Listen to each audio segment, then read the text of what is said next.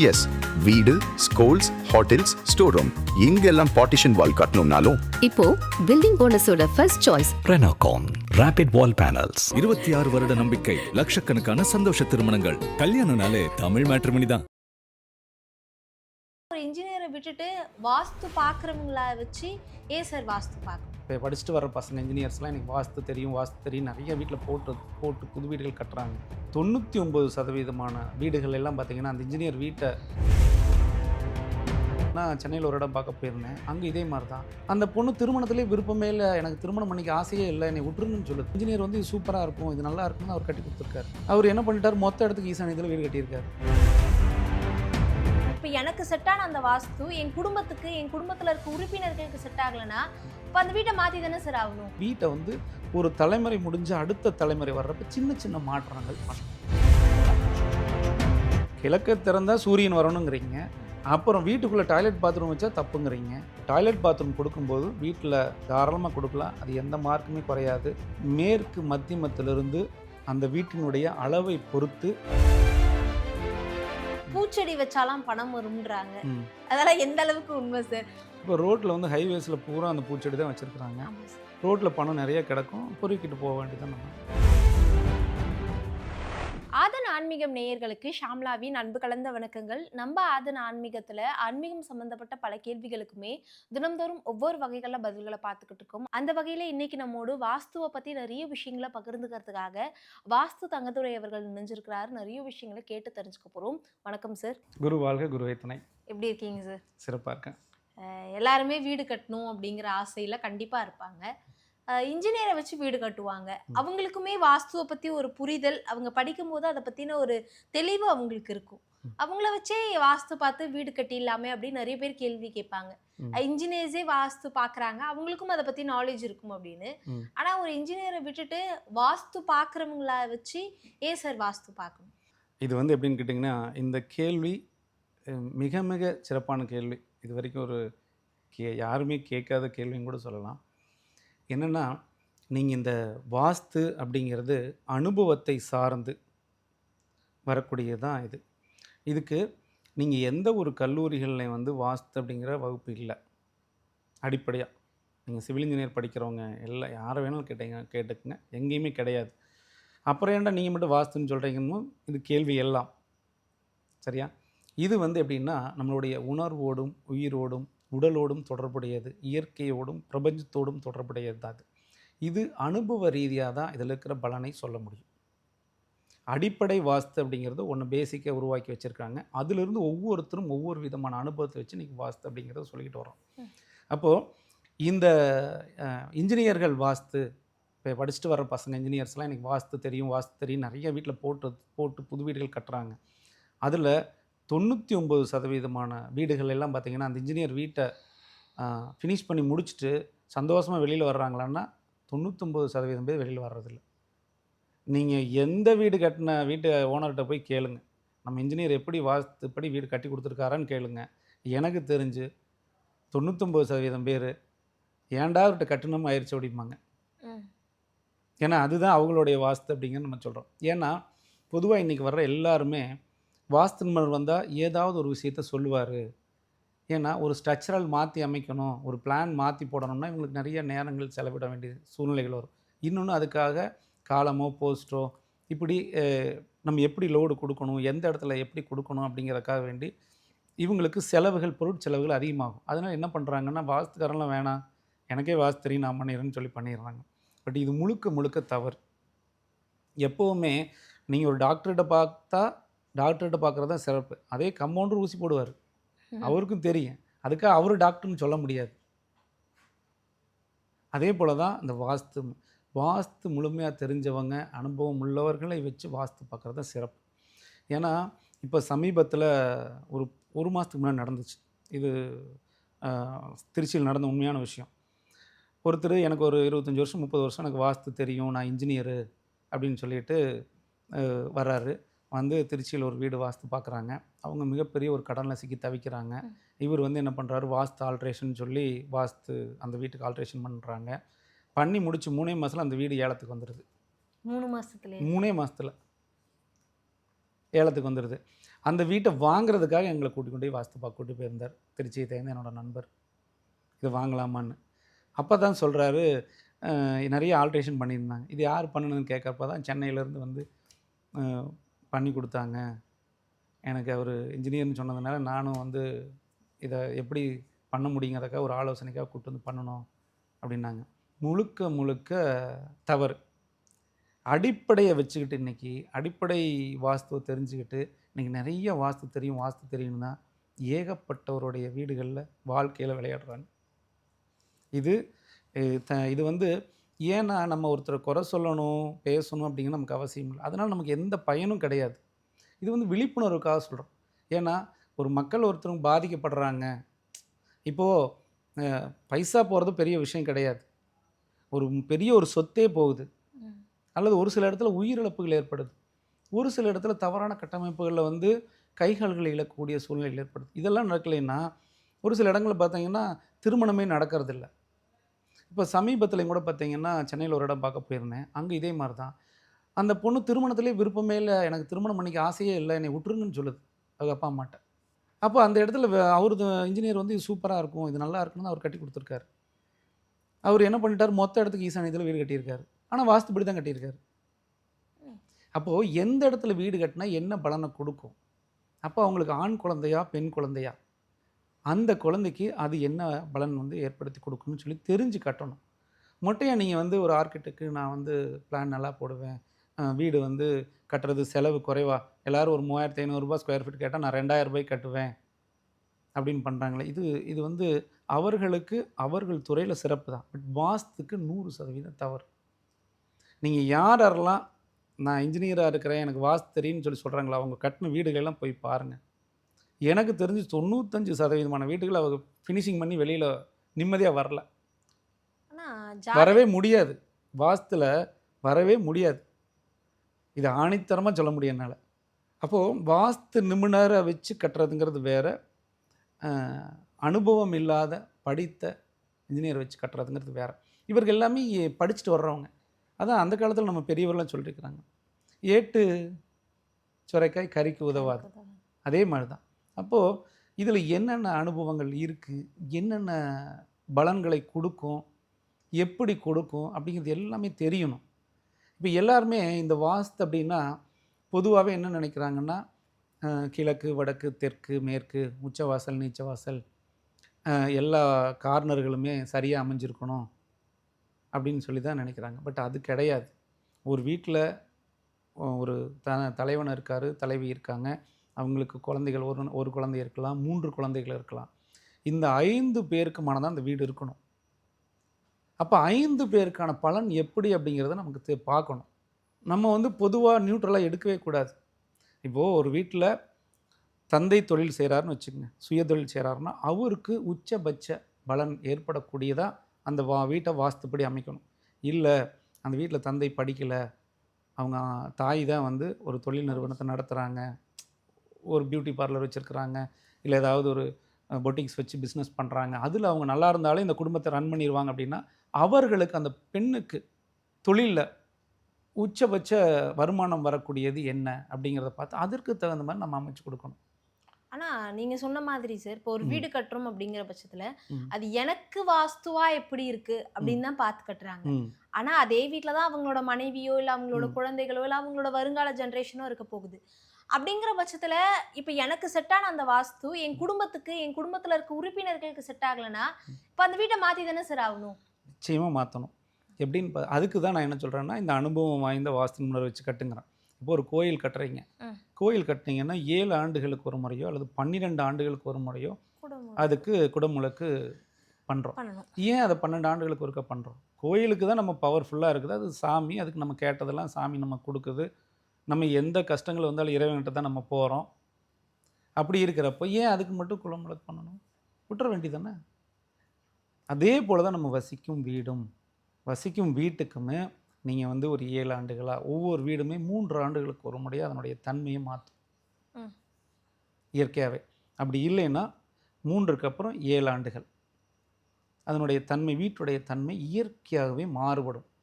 ஏதாவது ஒரு நல்ல நிகழ்ச்சிகள், நல்ல நிகழ்வுகள், ஏதாவது ஒரு புதுமையான ஒரு ஒரு முன்னேற்றங்கள், தொழில்கள் இல்லை வேலை வாய்ப்பில் ஏதாவது ஒரு மாற்றங்களை 7 ஆண்டுகளுக்கு ஒரு முறை ஒரு வீடு ஏற்படுத்தி கொடுக்கும். அப்படி இல்லை அப்படின்னீங்கன்னா ஒரு சில இடங்களில் 11 ஆண்டுகள் ஆகும். அப்போ அந்த மாதிரி நிகழ்வுகள் வர்றப்ப நம்மளும் என்ன பண்ணணும்னா வீட்டை வந்து ஒரு தலைமுறை முடிஞ்சு அடுத்த தலைமுறை வர்றப்ப சின்ன சின்ன மாற்றங்கள் பண்ணணும். மாற்றங்களாகவே பண்ணணும். மாற்றங்கள் பண்ணணும். அப்போ தான் அந்த வீடு 100% பலன் கொடுக்கும். எங்கள் தாத்தா கட்டின வீடு அப்படியே தான் நான் வச்சுருப்பேன்னா நம்ம வீணாக போயிடணும்.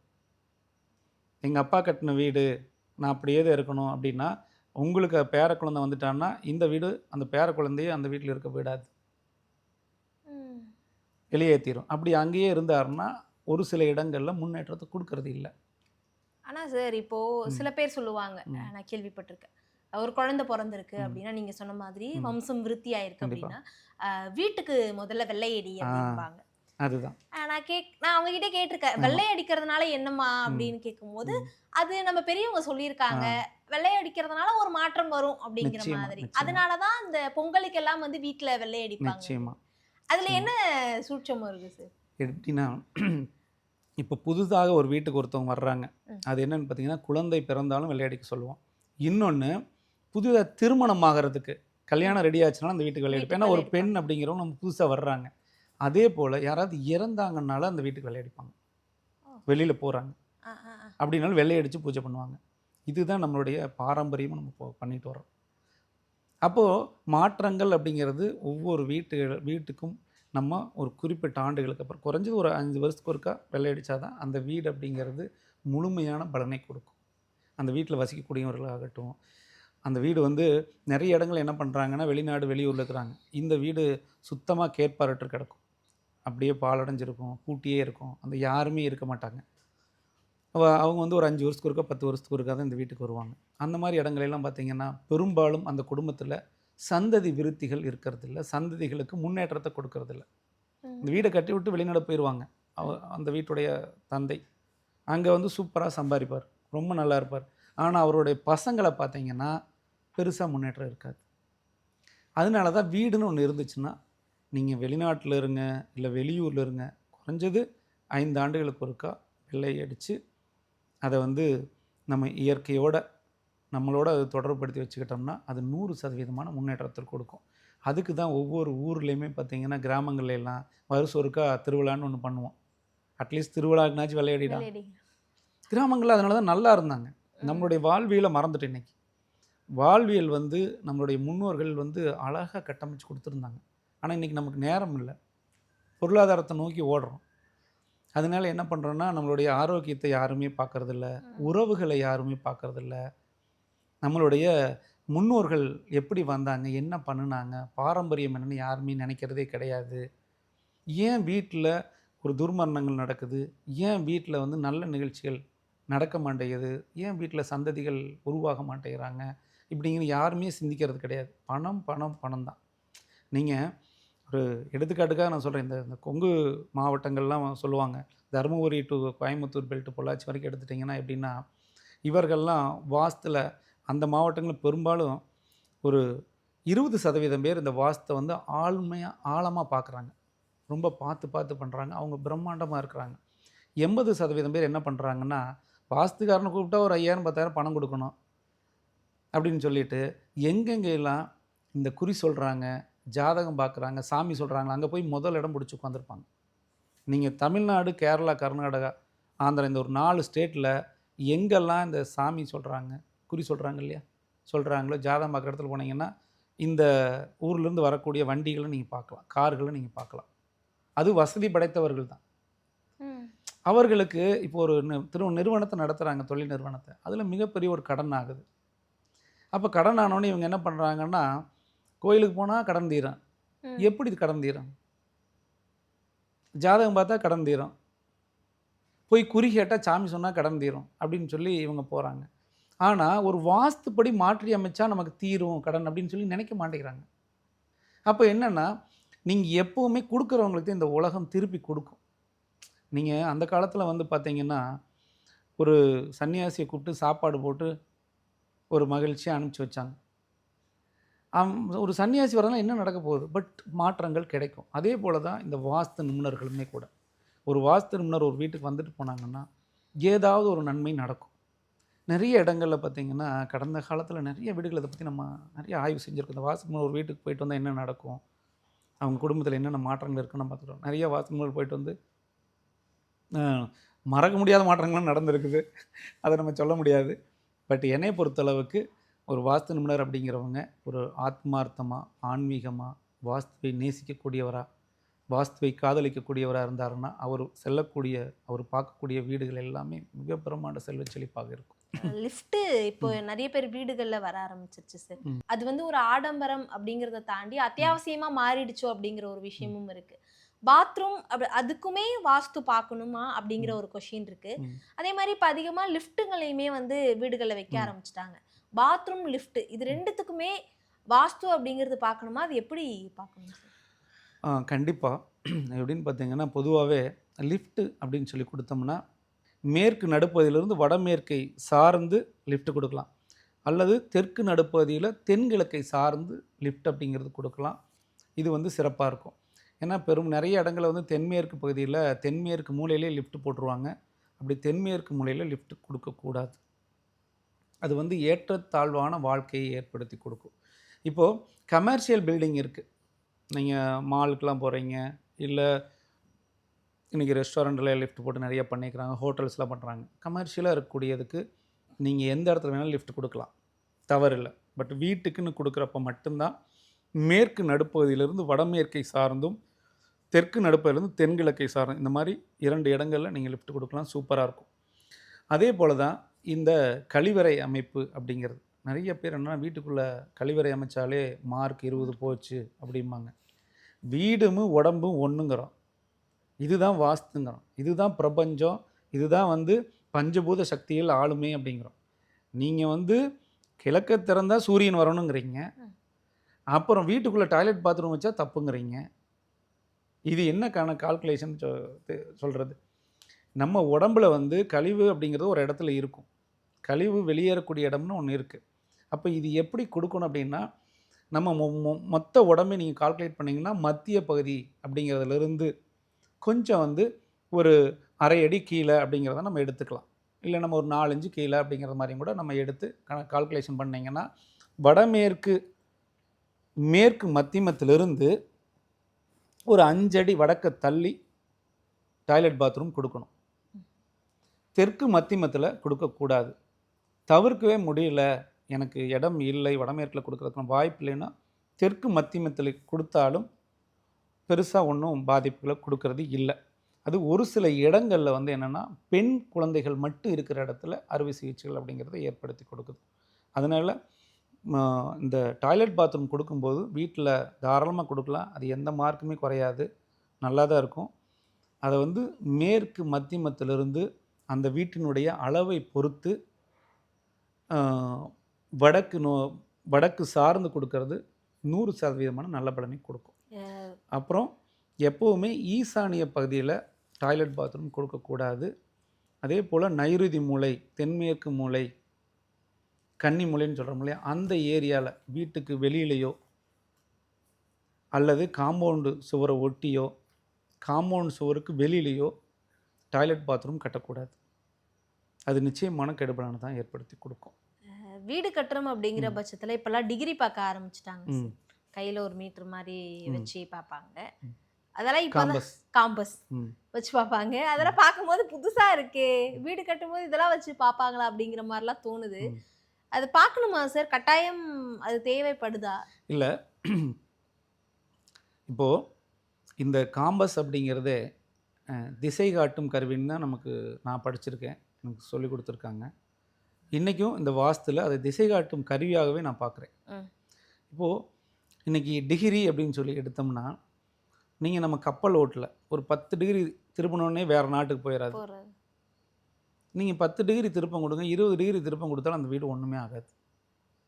அப்புறம் எதுக்கு சார் அதை பார்க்குறேன்? அது வந்து திசைக்காக, இது சரியான வடக்கு திசையில் இருக்கா இல்லை கிழக்கு திசையில் இருக்கா, அப்போ அந்த திசைகளுக்கு தகுந்தாற்போல் நம்ம தலைவாசல் அமைப்பு கொடுக்கணும். உச்ச வாசல் கொடுக்கலாமா, மத்திய வாசல் கொடுக்கலாமா அப்படிங்கிறது பார்த்து தலைவாசல் அமைப்பு கொடுக்கணும்.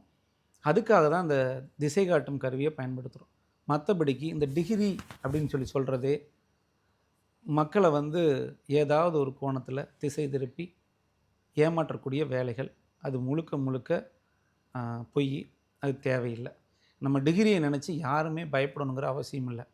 ஏன்னா கடந்த காலங்களில் நிறைய வீடுக்கு நான் பயணப்பட்டிருக்கிறேன். அங்கெல்லாம் பார்த்தீங்கன்னா, சார் என் வீடு டிகிரி மாறி இருக்குது சார், அதனால் சமையலறை கொண்டு வந்து ஹாலில் கிச்சனை சமையலறை வந்து ஹாலில் வச்சு சமைக்க சொன்னாங்கலாம் நிறைய வீட்டில் வச்சுருந்துருக்குறாங்க. சரி, சமையல் கட்டு நீங்கள் டிகிரி மாறி இருக்குன்னு சொல்லிவிட்டு கிச்சன்லேருந்து எடுத்து வந்து ஹாலில் வச்சு சமைக்கிறீங்க, அப்புறம் எதுக்கு என்னை கூப்பிட்டீங்கன்னு சொல்லி கேட்டேன். இல்லை சார் சொன்னாங்க, பண்ணி 6 மாதம் ஆச்சு, எந்த மாற்றமே இல்லை, அதுக்கு தான் உங்களை கூப்பிட்டேன்னாங்க. எப்போவுமே நம்மளுடைய ரோடு அமைந்த திசைகளை பார்த்து தான் கட்டணங்கள் கட்டணும். ரோட்டுக்கு எதிர்மறையான கட்டிட அமைப்புகள் கட்டக்கூடாது.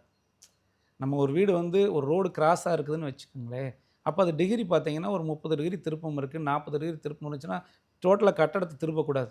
அப்போ ஊரில் இருக்கிற கட்டடம் பூரா ஒரு மாதிரி இருக்கும், நம்ம கட்டடம் தனியாக திரும்பி நிற்கும். அந்த மாதிரி பண்ணக்கூடாது. எப்போவுமே திசைகளுக்கு தகுந்தாற் போல், ரோடுகளுக்கு தகுந்தாற் போல் நம்ம கட்டடங்களை அமைச்சுக்கணும்.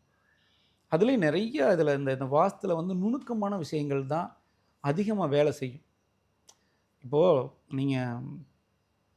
இப்போது திசைகள் வந்து இப்போது 4 திசைகள் இருக்குது, அதை 8 திசைகளாக நம்ம பிரிக்கிறோம்.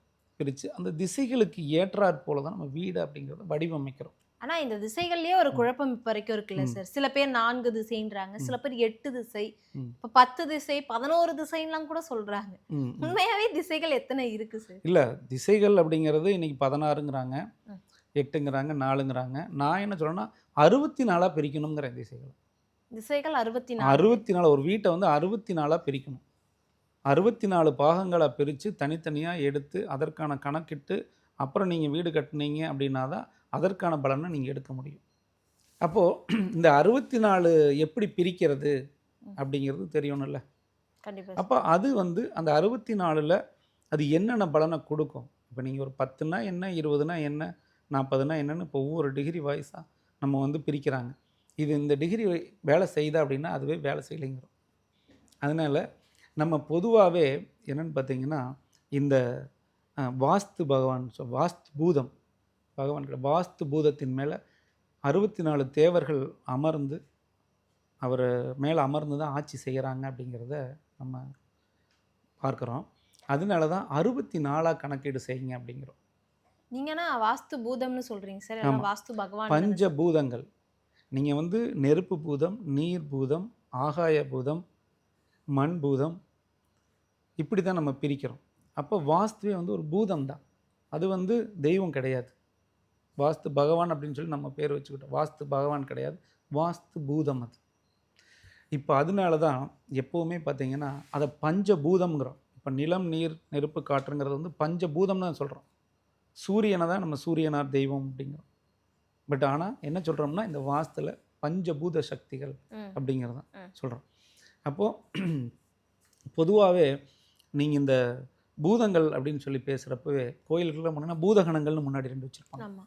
அது காவல், மூலஸ்தானத்துக்கு முன்னாடி. ஆமாம். அப்புறம் உள்ளே போனோம்னா நம்மளுடைய கர்ப்பகிரகம் அப்படின்னு சொல்லி பிரிச்சிருப்பாங்க. அது கோயில்களை பற்றி பேசுகிறப்ப அது நிறையா பிரிக்கலாம். ஒவ்வொரு கோயில்களுமே மிக அந்த பழமையான கோயில்கள்லாம் பார்த்திங்கன்னா அவ்வளோ அழகாக கட்டமைச்சிருந்தாங்க. ஆனால் அதில் அந்த கோயிலுக்கு பூஜை செய்யக்கூடியவர்களுடைய குடும்ப நிலைகளெல்லாம் பார்த்திங்கன்னா அவ்வளவும் பரிதாபத்துக்குரியதாக தான் இருக்குது. அந்த கட்டிடங்களை பொறுத்து தான் அவருக்கு பலனை கொடுக்கும். ஒரு ஈசானியத்தில் உயரமான கட்டடங்கள் ஒரு கோயிலுக்கு கட்டிட்டாங்க, உயரமான ஒரு ஏதாவது ஒரு கட்டிட அமைப்போ இல்லை உயரமான ஒரு மேடான ஒரு அமைப்பை கொடுத்துட்றாங்க அப்படின்னா அந்த கோயில்கள்லாம் வந்து பெண்கள் அதிகமாக இருக்கக்கூடிய ஒரு தந்தையால் தான் அந்த கோயில் நிர்வகிக்கப்படும். ஆண் வாரிசுகள் இருக்கக்கூடியவர்கள் வந்து நிர்வகிக்க முடியாது. அப்படி நிர்வாகம் செய்தார்கள்னா ஆண் வாரிசுகளுக்கு உயிரிழப்பு ஏற்படுத்தி கொடுக்கும். மிக மிக அது ஒரு மிகப்பெரிய ஒரு கலை. இந்த கோயிலை பற்றி பேசுவோம் அடுத்து, தொடர்ந்து அதை பற்றி நம்ம டீட்டெயிலாக மக்களுக்கு சொல்லுவோம். மணி அப்படிங்கிற ஒரு விஷயம், பணம் அப்படிங்கிறது தான் நம்ம எல்லாருமே இயக்குது. பணத்துக்காக தான் அவ்வளோ ஓடுறோம். இப்போ சமீபத்தில் கேள்விப்படுறோம் சார், பூச்செடி வச்சாலாம் பணம் வரும்ன்றாங்க. அதெல்லாம் எந்த அளவுக்கு உண்மை சார்? நீங்கள் சிறப்பான கேள்வி தான். என்ன பூச்செடி வச்சா பணம் வரும்னு சொல்கிறாங்க? பூச்செடின்னு தான் சார் பார்த்தேன். அதுக்குள்ளே எனக்கு அதை பார்க்கும் போதே சிரிப்பு வந்துருச்சு. சரிங்க. எதாவது இந்த மணி பிளான்ட்டுன்னு கொஞ்ச நாளைக்கு முன்னாடி ஆரம்பிச்சாங்க. இப்போ பூ வீட்ல வளங்க காசு வரும் அப்படின்லாம் சொல்றாங்க. இப்போ ரோட்டில் வந்து ஹைவேஸில் பூரா அந்த பூச்செடி தான் வச்சுருக்குறாங்க. ஆமா சார். ரோட்டில் பணம் நிறைய கிடக்கும், பொறுக்கிட்டு போக வேண்டியதான் நம்ம. இப்போது ப்ராக்டிக்கலாக வரணுங்க. மக்களை வந்து ஒரு மூட நம்பிக்கை ஏதாவது ஒன்று சொல்லி குழப்பி அவங்கள திசை திருப்பக்கூடாதுங்க.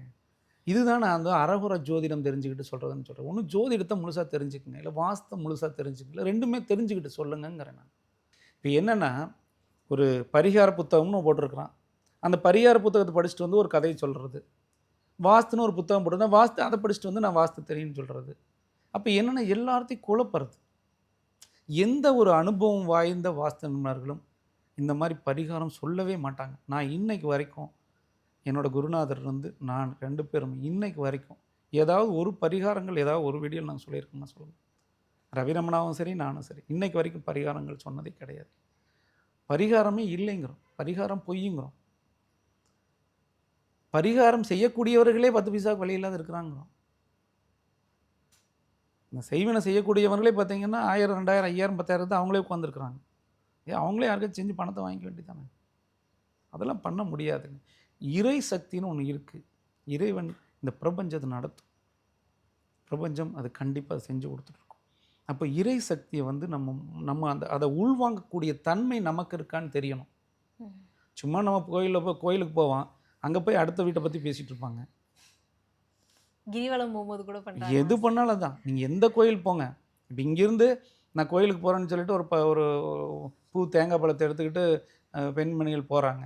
போய் அங்கே கோயிலை பற்றி அந்த தெய்வத்தை பற்றி அது என்ன பலன் கொடுக்கும், இங்கே என்ன சக்தி நிறைஞ்சிருக்கு, அதை வந்து உள்வாங்குறாங்களா, அந்த கோயிலோடு இவங்க கனெக்ட் ஆகுறாங்களா, அந்த தெய்வத்தோடு நம்ம கனெக்ட் ஆகுறாங்களா, இல்லை அந்த தீபாராதனை காட்டுறாங்க இல்லையா, அதுக்கும் நமக்கு ஒரு கனெக்டட் இருக்குது, அதோடு இவங்க கனெக்ட் ஆகுறாங்களா. இப்போ ஒரு தீர்த்தம்னு ஒன்று கொடுப்பாங்க, அது எதுக்காக கொடுக்குறாங்க, அதோடு நம்ம வந்து கனெக்ட் ஆகிறோமா, எதுவுமே கிடையாது. அங்கே போய் உட்காந்து பக்கத்து வீட்டுக்காரி அதை பண்ணால், என் வீட்டுக்காரி அதை பண்ணால், உன் வீட்டுக்காரி அதை பண்ணால், அப்புறம் எப்படி நடக்கும்? இதை நோக்கியே போகிறது. இன்னொன்று பணத்தை நோக்கியே நம்ம போகிறது. இங்கே போனால் பணம் கிடைக்கும், இங்கே போனால் இது கிடைக்கும், அங்கே போனால் அது கிடைக்கும். தெய்வத்திட்ட எப்போவுமே நன்றி உள்ளவராக இருக்கும். நம்மளை வாழ வச்சுருக்கா, நம்மளுக்கு உயிர் கொடுத்துருக்கா, நம்ம இந்த பிரபஞ்சத்தில் நடக்கக்கூடிய அளவுக்கு நமக்கு நிறைய செயல்களை இறைவன் கொடுத்துட்ருக்கா. அவருக்கு நன்றி சொல்லுங்களேன். அதெல்லாம் சொல்கிறதே கிடையாது. இந்த நன்றி சொல்கிறதுன்னு பார்த்திங்கன்னா எனக்கு தெரிஞ்சு 100ல் ஒருத்தவங்க 2 பேர் 5 பேர் சொல்கிறாங்களான்னு தெரில. அப்படி எனக்கு தெரிஞ்சு பெரும்பாலும் போனால் தேவைகளுக்காக தான் நம்ம போகிறோம். எப்போ தேவைகளை தாண்டி இறைவனை நாடி நன்றியை சொல்ல போகிறாங்களோ அன்னைக்கு நிச்சயமாக என்னென்னலாம் இவங்க எதிர்பார்த்தாங்களோ அதை விட எதிர்பார்க்காத நிறைய நல்ல நிலையை அடைய முடியும், நல்ல கிடைக்கும், நல்ல ஒரு நிகழ்வுகளும் நடக்கும். வாஸ்துவை பற்றி ஒரு புரிதல் தேடுதல் இப்போ மக்கள்கிட்ட ரொம்பவே அதிகமாக இருக்குது. வாஸ்துவை பற்றி நானும் தெரிஞ்சுக்கணும், நானும் பயிலணும் அப்படின்னு நினைக்கிறவங்க உங்களை காண்டாக்ட் பண்ணலாமா சார்? அந்த விஷயம் தாராளமாக ஒவ்வொரு மாதமும் நம்ம வாஸ்து வகுப்பு எடுத்துகிட்டு இருக்கிறோம். தாராளமாக எங்களை தொடர்பு கொண்டு நாங்கள் முன்பதிவு செஞ்சுக்கலாம். நம்ம வாஸ்தை பற்றி ஒவ்வொரு நுணுக்கங்களை தான் நம்ம கற்றுக் கொடுப்போம். நீங்கள் எங்கே வேணாலும் வாஸ்து படிச்சிருக்கலாம், இல்லை ஜாதகம் படிச்சிருக்கலாம், இல்லை அடிப்படையாக ஏதாவது புத்தகத்தை பார்த்து தெரிஞ்சுக்கிட்டு வாஸ்து நிபுணராக இருக்கிறவங்க இருக்கலாம். அப்படியே இருந்தாலும் கூட எங்களுடைய வாஸ்து வகுப்பில் கலந்து கொண்டு முழுமையான வாஸ்து நிபுணராக இருக்கக்கூடிய ரகசியங்கள், சூட்சமங்கள், வாஸ்து எப்படி பார்க்கணும், எங்கிருந்து தொடங்கணும், எந்த இடத்துல முடிக்கணும், எந்த இடங்கள் என்னென்ன விதமான இந்த நுணுக்கமான பலன்களை எந்தெந்த இடத்துல கொடுக்கும் அப்படிங்கிறத முழுமையாக நம்ம வகுப்பில் கற்றுக் கொடுக்குறோம். தாராளமாக நம்ம வகுப்பில் கலந்துக்கிட்டு முழுமையாக தெரிஞ்சுக்கலாம். கண்டிப்பாக சார். நிறைய பயனுள்ள தகவல்களை சொல்லியிருந்தீங்க. மிக்க நன்றி சார். நன்றி.